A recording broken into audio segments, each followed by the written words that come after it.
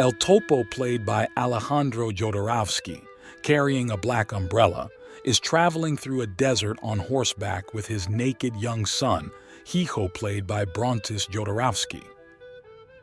After they come across a town whose people, horses, and livestock have been slaughtered, El Topo hunts down and kills the perpetrators and captures their leader, a fat, balding colonel played by David Silva.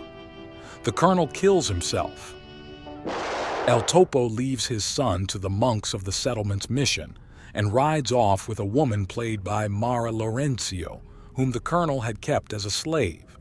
After turning bitter water sweet by stirring it with a branch, El Topo names the woman Mara.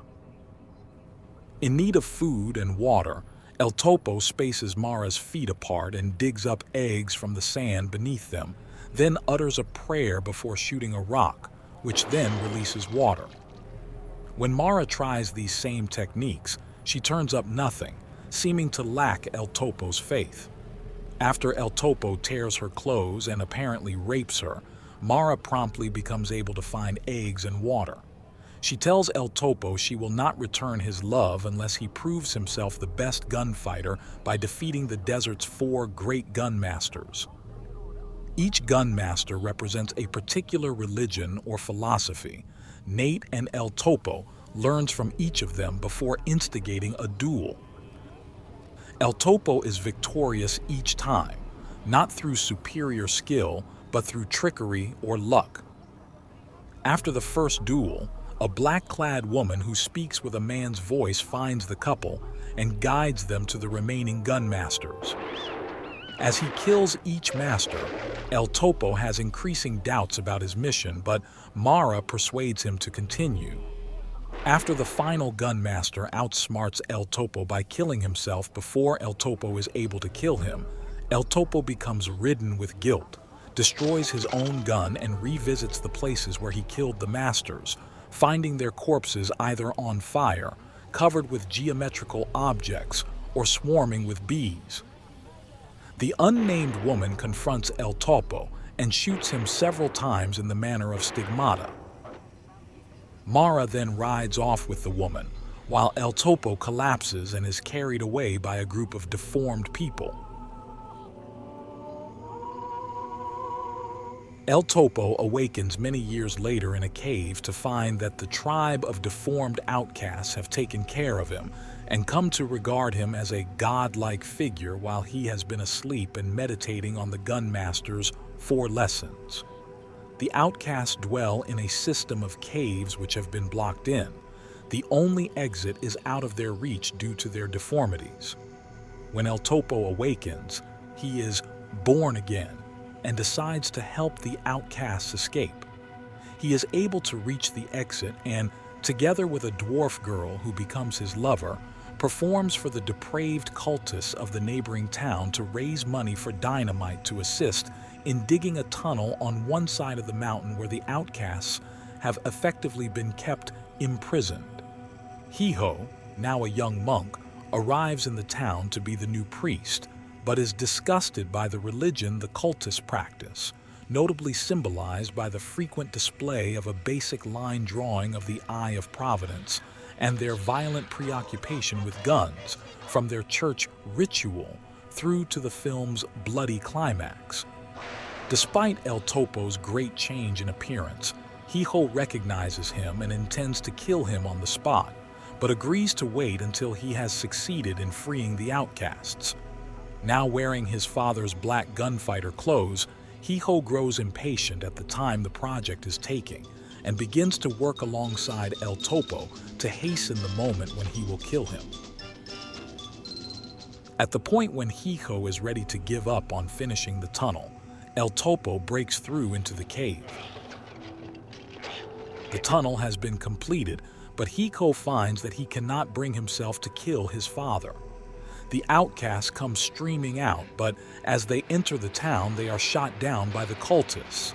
El Topo helplessly witnesses the community being slaughtered and is shot himself. Powering through his wounds, he massacres the town, then takes an oil lamp and immolates himself. His lover gives birth at the same time, and she and his son make a grave for his remains. This becomes a beehive like one of the gunmaster's graves. El Topo's son rides off with his father's lover and child on horseback. About the film, El Topo, 1970, was directed, written, and produced by Alejandro Jodorowsky.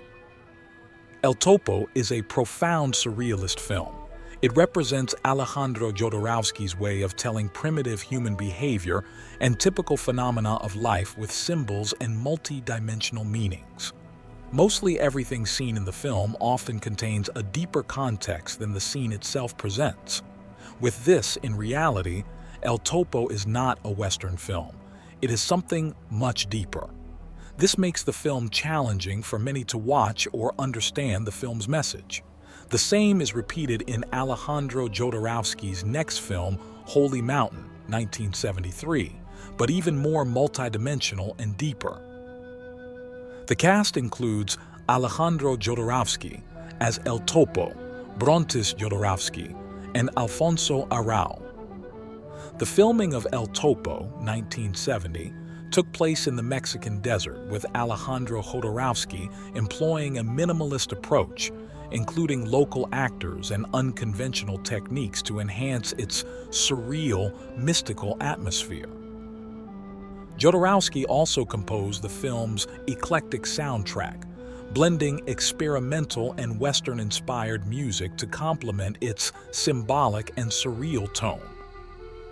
The film premiered on December 18, 1970, and became a cult hit through midnight screenings, although detailed box office figures and budget information are scarce. Critically, it divided audiences and reviewers, with some hailing it as a masterpiece of counterculture cinema and others dismissing it as pretentious. Its legacy as a foundational film of the midnight movie phenomenon and its influence on avant-garde and independent filmmakers is undeniable. El Topo inspired a sequel, The Sons of El Topo, developed by Jodorowsky, though it has largely taken the form of graphic novels rather than a full movie franchise. Interesting facts about El Topo movie. 1. Alejandro Jodorowsky said the film was not intended to be a comedy, a tragedy, a political film, or a religious film. It was everything. 2. Jodorowsky's son, Brontis Jodorowsky, played his on-screen son and underwent intense training for the role. 3. John Lennon and Yoko Ono were major supporters of the film, helping to popularize it in the U.S. 4. The film was banned in Mexico due to its controversial themes and imagery. 5. The rape scene in the film was made public. Jodorowsky stated that the controversial rape scene was unsimulated, real. In 2019, Jodorowsky regretfully clarified that the earlier statement was just a publicity stunt for the film and that no rape of actress Mara Lorenzio took place on set. 6. Jodorowsky's use of non-actors, including people with disabilities, was both praised and criticized for its rawness and exploitative potential. 7. El Topo's narrative structure is divided into two distinct halves, reflecting the protagonist's transformation from violence to spiritual enlightenment. 8. The sequel, The Sons of El Topo, has only materialized as a graphic novel despite Jodorowsky's initial plans for a film since the early 90s. ¡Los monstruos! ¡Vengan! ¡Sí! ¡Los monstruos! ¡Vengan!